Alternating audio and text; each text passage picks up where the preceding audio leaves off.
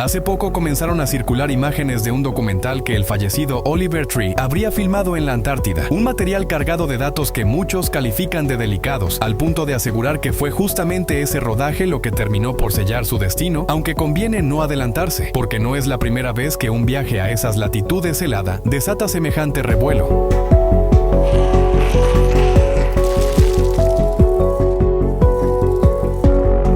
Se dice que en 1947 un reconocido piloto habría sobrevolado la zona y descubierto algo difícil de creer: valles verdes escondidos bajo el hielo, una civilización jamás registrada y secretos capaces de sacudir nuestras certezas más firmes. Y con el correr de las décadas, esos relatos se fueron entrelazando con una de las leyendas más cautivantes de los tiempos modernos: Agartha, una ciudad perdida, un reino escondido bajo la corteza terrestre, una antigua enseñanza espiritual distorsionada por escritores y ocultistas. ¿Por qué algunos la conectan con exploradores polares, logias secretas y expediciones del régimen nazi? ¿Qué relación guarda todo esto con una supuesta ciudad subterránea en las sierras argentinas? Para intentar responder estas preguntas, nos adentramos en este especial dedicado a Agartha y a las ciudades bajo tierra.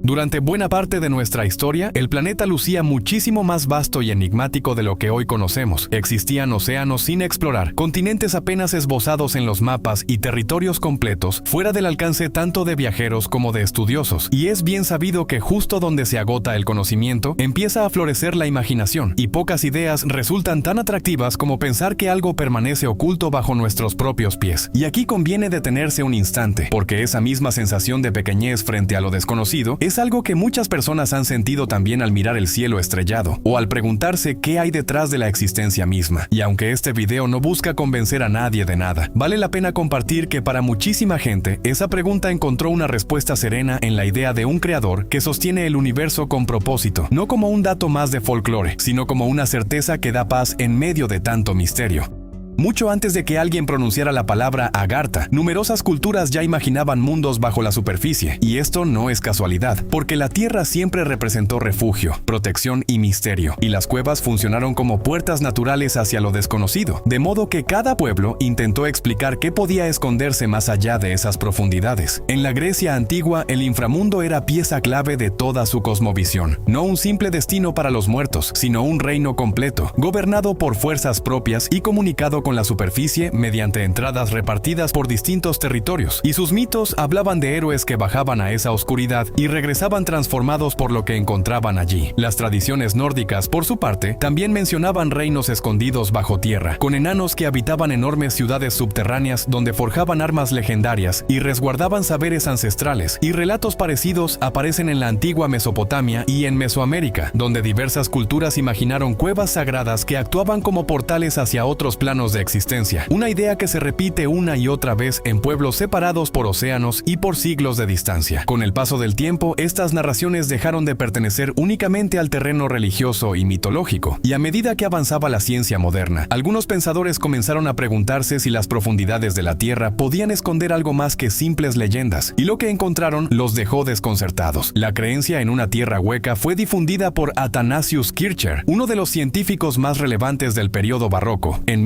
1665, aunque recién casi 30 años después, el tema alcanzó verdadera notoriedad en ciertos círculos prestigiosos. En 1692, el astrónomo inglés Edmund Halley, cuyo nombre seguramente resulte familiar por sus estudios sobre cometas, propuso una teoría sorprendente: la posibilidad de que la Tierra albergara varias esferas concéntricas en su interior, una hipótesis pensada para explicar ciertos fenómenos magnéticos que desconcertaban a los científicos del siglo XVII. Halley imaginaba enormes capas internas separadas por espacios huecos, e incluso especulaba con atmósferas propias dentro de esas cavidades, y aunque la teoría no logró sobrevivir al avance de la geología moderna, dejó instalada una idea seductora: que tal vez el interior del planeta no fuera una masa sólida e inaccesible. A lo largo del siglo XVIII, otros autores siguieron explorando conceptos similares, algunos desde la ciencia especulativa y otros desde la filosofía, de modo que la posibilidad de tierras ocultas bajo la superficie empezó a colarse en libros, ensayos y debates académicos, sin pruebas pruebas concretas, pero también sin herramientas suficientes para descartar del todo esas hipótesis. El siglo XIX amplificó aún más estas especulaciones gracias a las expediciones científicas que recorrían regiones cada vez más remotas del planeta. África, Asia Central y las zonas polares conservaban enormes espacios desconocidos, lo que alimentaba la proliferación de relatos sobre territorios jamás vistos, y cada hallazgo desprendido de esas exploraciones parecía confirmar que aún quedaban secretos por revelar. La publicación en 1864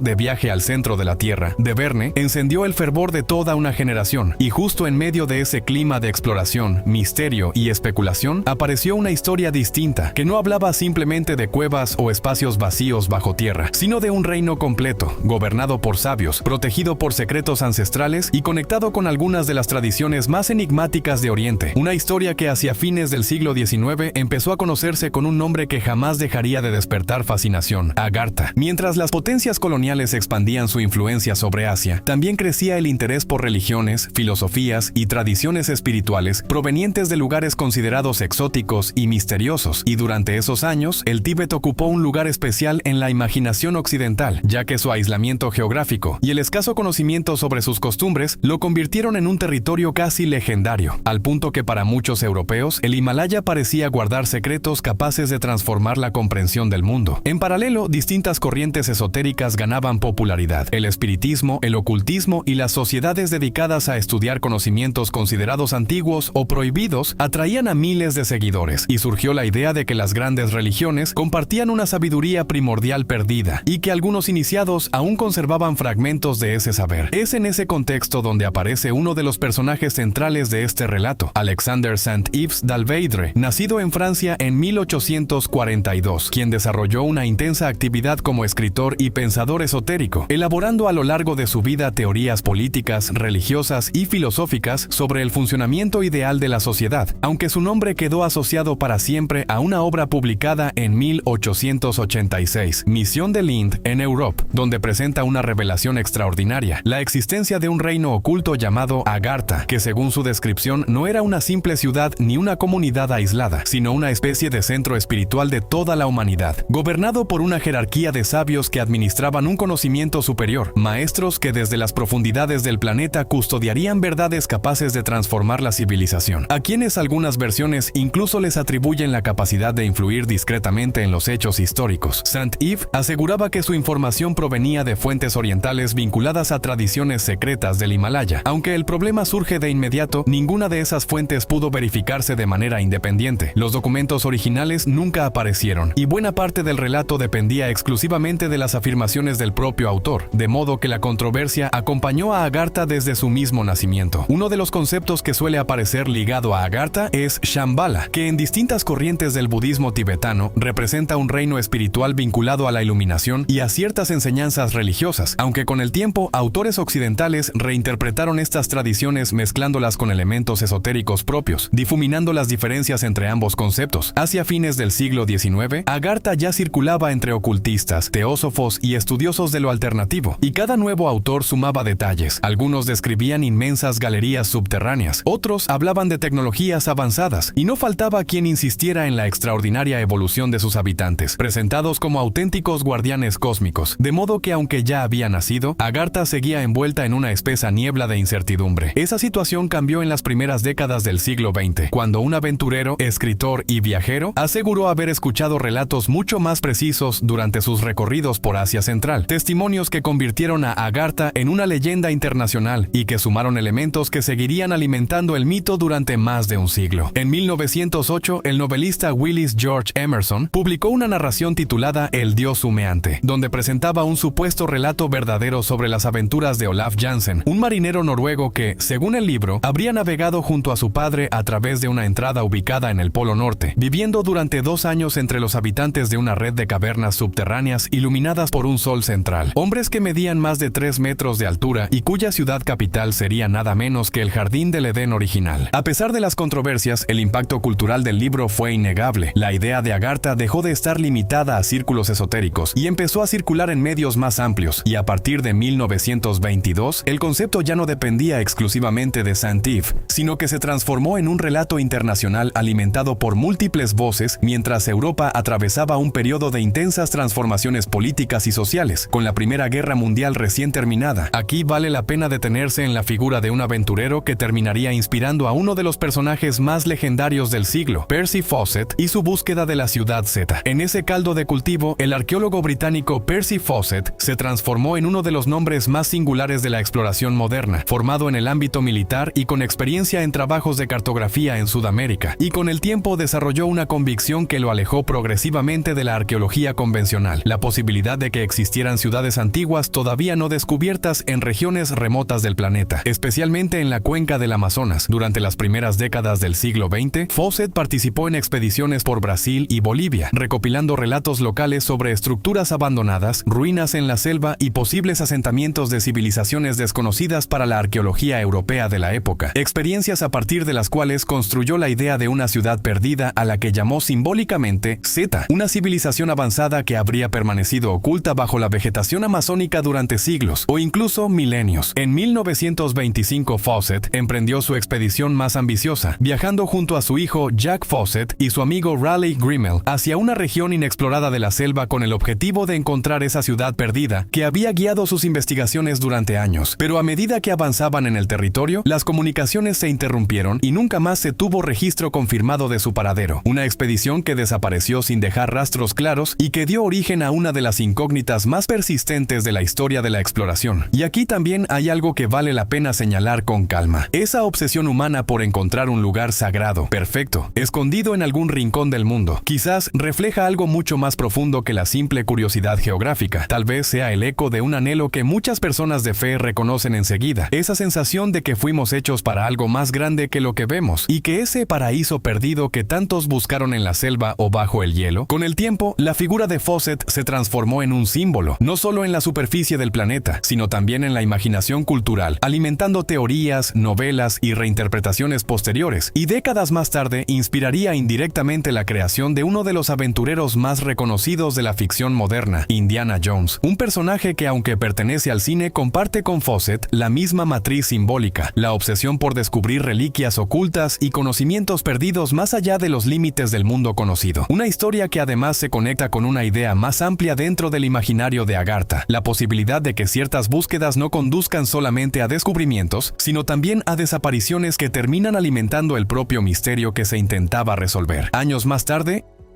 en un contexto marcado por la Segunda Guerra Mundial y el auge de las ideologías totalizantes, la leyenda de Agartha encontró uno de sus cruces más polémicos: su vinculación con el imaginario ocultista del régimen nazi y sus supuestas expediciones en busca de saberes prohibidos, ya que la Europa de las décadas de 1920 y 1930 avanzaba sobre un terreno inestable, con la crisis económica, la humillación tras la Primera Guerra Mundial y la búsqueda de nuevas identidades políticas, generando un clima de fuerte tensión social. Y dentro de ese entramado surgió la figura de Heinrich Himmler, uno de los principales arquitectos del aparato ideológico del Tercer Reich, cuyo interés por las tradiciones germánicas antiguas, los mitos de origen y las sociedades secretas se tradujo en la creación de estructuras como la Agne Nerve, una organización dedicada a investigar los supuestos orígenes ancestrales de la raza aria a través de expediciones arqueológicas y estudios antropológicos. Casi al mismo tiempo, la conocida Sociedad Thule se transforma en uno de los puntos de encuentro donde se cruzan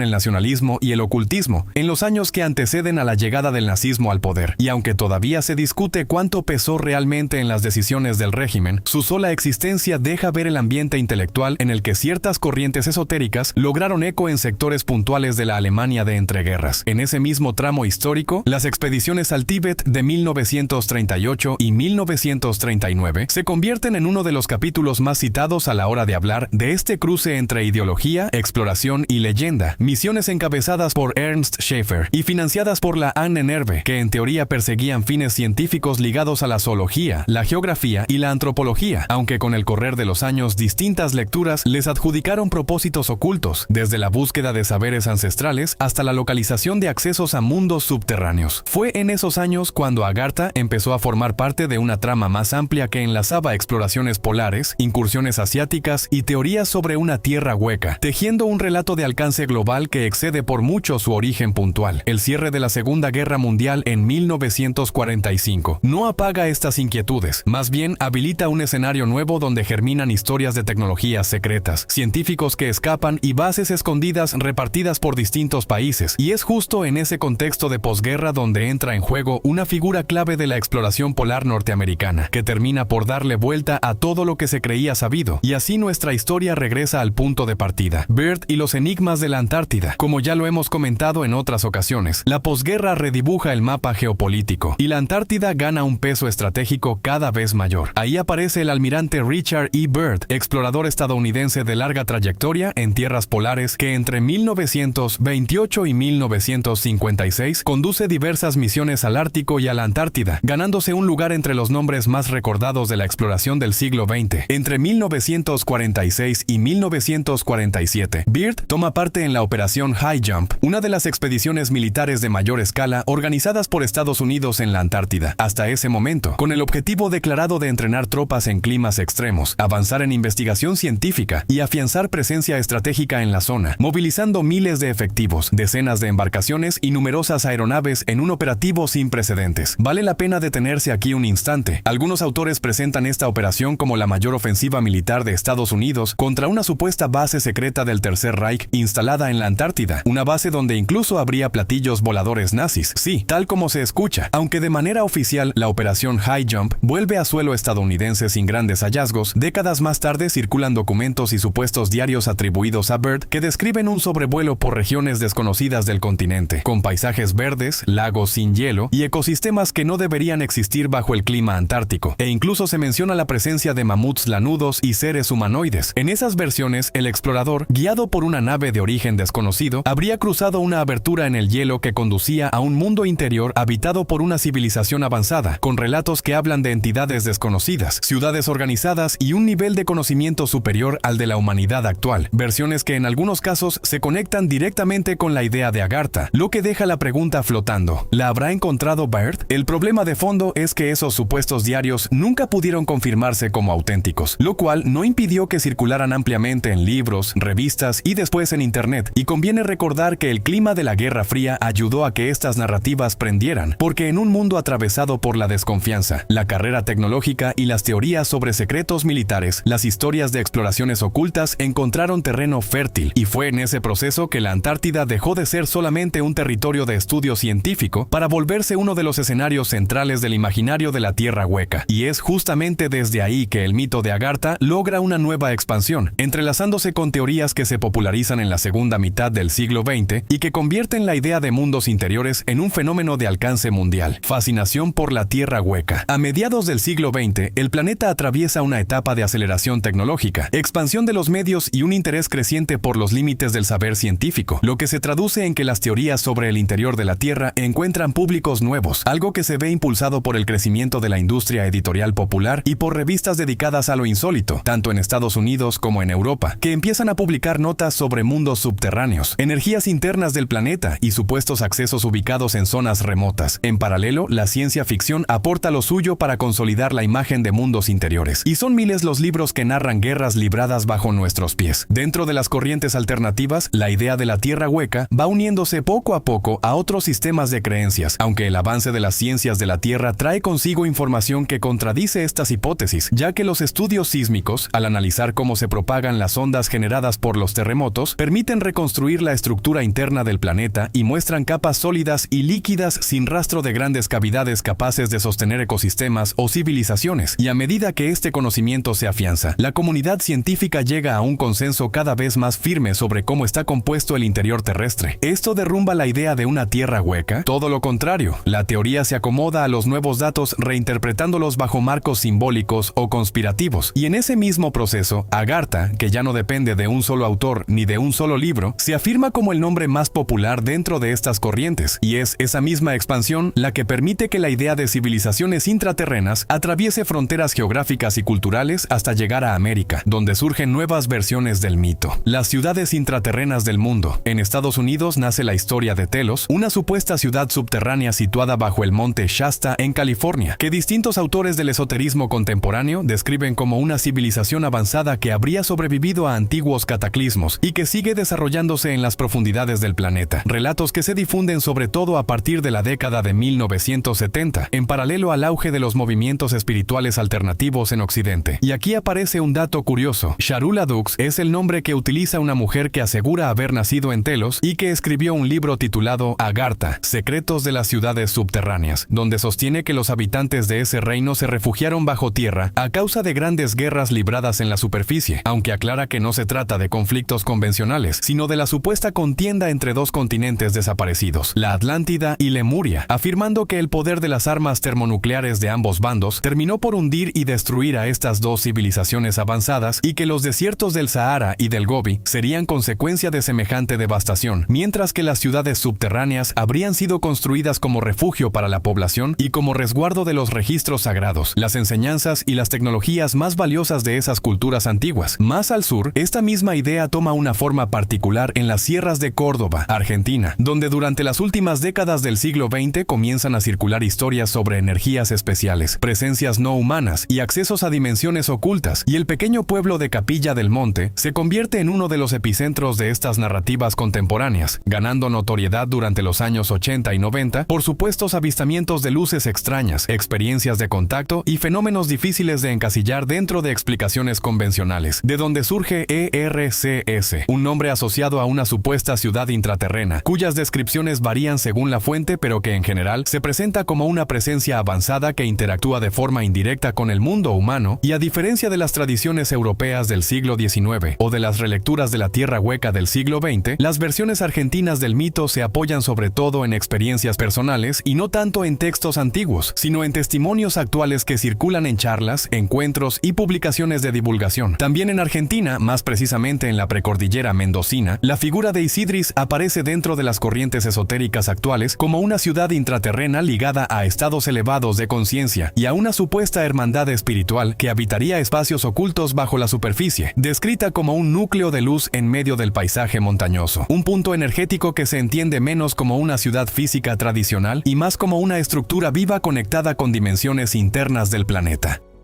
En otra línea de relatos, Iberá y otras denominaciones similares se ubican en distintos puntos del territorio argentino, con menciones frecuentes a la costa atlántica, cerca de la Lobería, y a los Cerros del Rosario, en la provincia de San Luis, versiones que describen una red de asentamientos o núcleos ocultos que no funcionarían de manera aislada, sino como parte de una estructura interconectada de civilizaciones subterráneas. Y en conjunto, todos estos nombres refuerzan la idea de un mapa simbólico bajo tierra, donde distintos puntos geográficos del país funcionarían como accesos o zonas de influencia de una misma realidad oculta. Podríamos decir entonces que Agartha se convierte en una especie de espejo donde distintas épocas y territorios proyectan sus propias preguntas sobre el conocimiento, los límites de la ciencia y la posibilidad de que exista algo más allá de lo observable. Y quizás ahí resida algo profundamente humano, esa necesidad de creer que hay más de lo que vemos, un instinto que muchos encontramos finalmente respondido no en mundos escondidos bajo tierra, sino en la certeza serena de que hay un Dios que conoce cada rincón de este planeta y de nuestra propia vida mucho mejor que cualquier mito. Dejando de lado la especulación, ¿existen ciudades subterráneas de las que sí haya evidencia real? La respuesta es clara, sí, ciudades subterráneas reales. A lo largo de la historia humana, la idea de vivir bajo la superficie no pertenece únicamente al terreno del mito. Existen construcciones subterráneas reales, excavadas con fines de refugio, defensa o supervivencia, que muestran hasta qué punto la necesidad humana de protegerse fue capaz de transformar el subsuelo en distintas épocas y regiones del mundo. Uno de los ejemplos más conocidos es Derinkuyu, en la región de Capadocia, Turquía, cuyo origen se remonta a más de 3000 años atrás, con etapas de expansión atribuidas a distintos periodos históricos, incluyendo la época frigia y ocupaciones bizantinas posteriores. La ciudad desciende hasta unos 85 metros de profundidad y cuenta con múltiples niveles conectados mediante túneles, sistemas de ventilación complejos y mecanismos de cierre defensivo, y llegó a albergar en su interior a miles de personas junto con animales, depósitos de alimentos y espacios pensados para la vida en comunidad durante periodos de amenaza externa, formando parte de un sistema mucho más amplio de ciudades excavadas en Capadocia que revela una planificación sostenida en el tiempo para usar el subsuelo como espacio habitable. En otro contexto histórico y geográfico aparece la red subterránea de Naurs, en el norte de Francia, galerías excavadas principalmente durante la Edad Media y utilizadas como refugio por comunidades locales frente a invasiones y conflictos armados, un complejo que incluye decenas de pasajes, salas y cámaras capaces de albergar a miles de personas de forma temporal, y que a diferencia de Derinkuyu, más profunda y desarrollada en vertical, se organiza como una red horizontal adaptada a las necesidades defensivas de su época y a la geología propia de la región. Y eso no es todo, porque en el año 2011 un nuevo hallazgo vuelve a remover el panorama, ya que según sus defensores, ese año pudo haberse encontrado uno de los accesos a la mítica Agartha, la misteriosa cueva rusa. En 2011, una expedición encabezada por el espeleólogo ruso Artur Shemukov explora una zona montañosa de la República de Kabardia-Balkaria, en el Cáucaso Norte, y allí da con una estructura que rápidamente despierta el interés tanto de investigadores como de entusiastas de los grandes misterios. Un profundo conducto vertical en la montaña Karahora, formado por enormes bloques de piedra con formas geométricas sorprendentemente regulares, con paredes lisas, ángulos rectos y una disposición que a primera vista parece difícil de explicar como formación natural, extendiéndose decenas de metros hacia el interior antes de abrirse a espacios más amplios y generando preguntas que siguen alimentando el debate hasta hoy. A partir de ese hallazgo surgen numerosas teorías. Una de las más difundidas sostiene que Karahora podría ser parte de una estructura subterránea mucho más grande, escondida en las profundidades del Cáucaso, y quienes defienden esta idea señalan que el conducto parece más un sistema de ventilación que un espacio habitable, como si estuviera pensado para permitir la circulación de aire hacia niveles inferiores todavía inaccesibles, lo que dejaría entender que lo hallado es apenas una parte pequeña de un complejo mucho mayor. Otras teorías van todavía más lejos, y algunos autores ligados a la arqueología alternativa sugieren que la estructura podría ser vestigio de una civilización desaparecida, con conocimientos de ingeniería muy superiores a los que se atribuyen a las culturas antiguas conocidas, relacionando a Karahora con una hipotética red global de construcciones megalíticas que incluiría sitios tan distintos como Egipto, Baalbek o Pumapunku, donde ciertas similitudes constructivas se presentan como señal de una tradición tecnológica común perdida en el tiempo, y no tarda en aparecer la conexión inevitable con Agartha, ya que algunos entusiastas proponen que Karahora podría ser una de las puertas de entrada a esa legendaria civilización intraterrena descrita por ocultistas y teóricos de la Tierra Hueca. Por supuesto, las explicaciones convencionales ofrecen una lectura mucho más cautelosa. Geólogos e investigadores sostienen que todavía no hay evidencia suficiente para afirmar que se trate de una construcción artificial, y plantean que ciertos procesos geológicos pueden generar formaciones con una regularidad sorprendente. Un debate que sigue abierto justamente porque el sitio no ha sido estudiado a fondo, y buena parte de la información disponible proviene de exploraciones limitadas. Sin embargo, más allá de cuál sea su verdadera naturaleza, Karahora logra algo que pocos hallazgos consiguen: reactivar preguntas que parecían relegadas al terreno del mito. ¿Existen estructuras subterráneas todavía desconocidas para la arqueología? ¿Cuánto queda por descubrir bajo montañas, desiertos y selvas? ¿Es posible que algunas leyendas sobre ciudades ocultas hayan nacido de hallazgos reales mal comprendidos? ¿Por qué se ocultaría algo así? Entonces, ¿por dónde se entra a Agartha? ¿Por la ciudad brasileña de Manaus, las cataratas del Iguazú, la cueva del Mamut en Kentucky, la gran pirámide de Giza, el monte Shasta en California, o por alguno de los polos? No está claro, y quizás eso no sea lo más importante, porque cuando este recorrido por Agartha, la Tierra Hueca y las ciudades subterráneas llega a su final, la pregunta cambia de forma y empieza a instalarse en otro terreno, uno donde la imaginación y la sospecha se mezclan con la política, la economía y el manejo del territorio. Si existieran estructuras subterráneas todavía desconocidas o civilizaciones ocultas bajo la superficie, la pregunta inmediata dejaría de ser qué son para pasar a ser quién las controla y por qué no forman parte del conocimiento público. En algunas de las versiones más especulativas del mito, se imagina un escenario donde estas supuestas civilizaciones intraterrenas no solo existirían, sino que habrían desarrollado tecnologías o formas de conocimiento muy por encima de las que tenemos en la superficie, ligadas a fuentes de energía desconocidas, a la manipulación de la materia o incluso a formas de conciencia que desafían nuestra comprensión, lo que lleva a pensar que el verdadero interés no estaría en que estas sociedades existan, sino en el acceso controlado a lo que poseen, abriendo la puerta a acuerdos discretos, exploraciones encubiertas o pactos entre élites de la superficie y entidades del subsuelo. Aunque hay una lectura todavía más profunda, el subsuelo, visto en términos geopolíticos y económicos, es también un espacio de recursos, infraestructura y explotación potencial, ya que bajo la superficie se encuentran minerales, acuíferos, reservas de energía y estructuras naturales que han sido objeto de estudio y explotación durante siglos, y bajo esta mirada la idea de lo oculto adquiere un sentido distinto, ligado no a civilizaciones secretas, sino a la gestión estratégica de espacios poco visibles, donde controlar el acceso resulta más sencillo que en la superficie. Para cerrar, y a modo de reflexión, nos animamos a proponer otra posibilidad. Si algo como Agartha existiera de verdad, su mayor decisión no habría sido esconder esconderse por miedo o por estrategia, sino por elección propia, y en ese escenario sus habitantes habrían preferido mantenerse fuera del contacto humano directo, sosteniendo su existencia en el terreno del mito, para no correr la misma suerte que ha marcado tantas regiones de la superficie: la sobreexplotación, el deterioro ambiental y la conversión de cada espacio habitable en simple recurso, de modo que el mito funcionaría casi como una forma de protección inversa, donde lo desconocido se conserva precisamente porque nadie lo toca, lo mide ni interviene en él. Y visto así, Agartha no sería tanto un secreto que la humanidad busca descubrir, sino una presencia que elige no revelarse del todo para no verse arrastrada por dinámicas que ya cambiaron de manera irremediable y hasta dolorosa, las mismas dinámicas del mundo exterior que a diario nos toca atravesar. Un mundo donde, más allá de tantas teorías sobre lo que podría estar escondido bajo nuestros pies, hay algo que no necesita ser descubierto, porque siempre estuvo a la vista de quien quisiera mirar: la huella de un creador que puso tanto misterio en la tierra, no para escondernos la verdad, sino para invitarnos a buscarla, y que sigue esperando pacientemente a cada persona que anda por ahí, entre mitos y preguntas, tratando de encontrarle sentido a todo esto.